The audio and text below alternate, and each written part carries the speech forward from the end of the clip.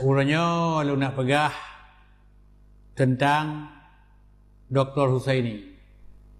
Dr. Husaini tangan kanan wali yang tersingkir. Banyak urung-urung dalam gerakan Aceh Merdeka.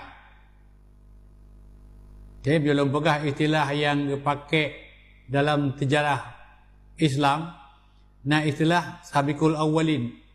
Urung-urung yang pertama memeluk Islam. Ini tak pegah abad Aceh Merdeka. Dr. Husaini termasuk Sabiqul Awwalin. Jadi urung yang pertama-tama menyatakan diri untuk pergerakan Aceh Merdeka.